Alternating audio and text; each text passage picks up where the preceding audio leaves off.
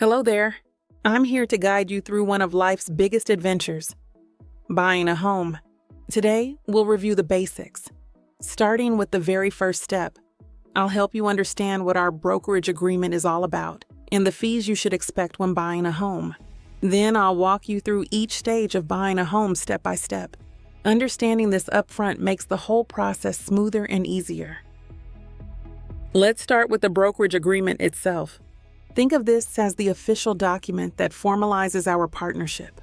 You hire us by signing this agreement. This isn't just a formality. It's what allows us to act as your fiduciary and represent your best interest in buying a home.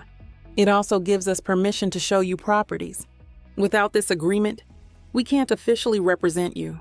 It's important to know the duration of our agreement.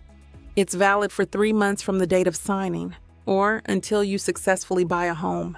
Once you purchase a home, our brokerage agreement has been fulfilled.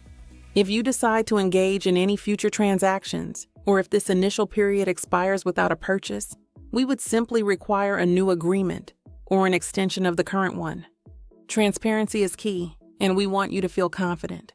You can terminate our services at any time by providing the request in writing, and it takes effect 3 days later. Our goal is to ensure you feel supported every step of the way. Now, let's talk about some key financial aspects that come into play during your home buying journey. First, there's a $499 admin fee. This fee is paid when you put an offer on a property. The good news is, this is only paid once, not per property. It's crucial because it defrays the cost of our legally required storage of your transaction documents for 7 years. So, it covers an important administrative need behind the scenes. Another financial component you'll encounter early on is the earnest money deposit. When you put an offer on a property, you'll pay 1% of the sales price as your earnest money deposit. This isn't an extra cost. It sits in escrow until you close, and then it is counted towards your funds needed to close. It shows the seller you're serious about your offer. And what about our commission?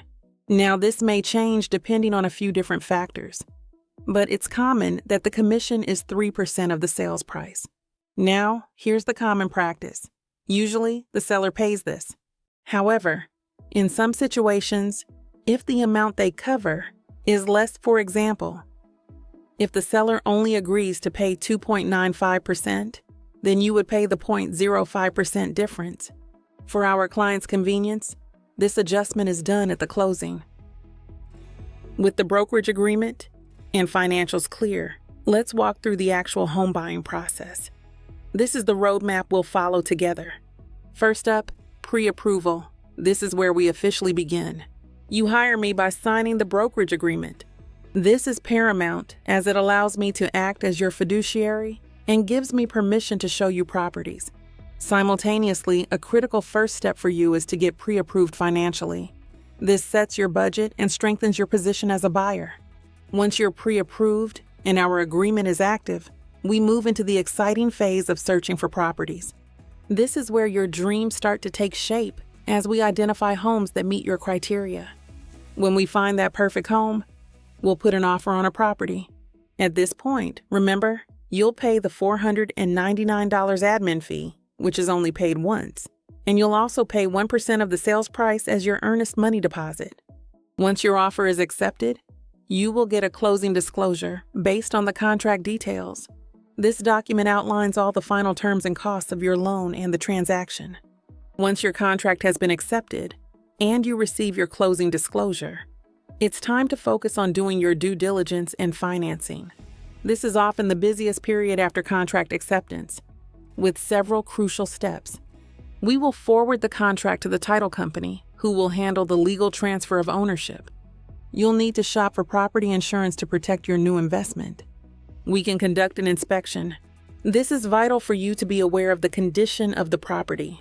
You can hire anyone of your choice, and we can make recommendations. The cost for an inspection is approximately $400 to $800. Based on the inspection findings, we can then ask for repairs, ask for money towards repairs, or even walk away from the transaction. We'll also make sure the appraisal is ordered.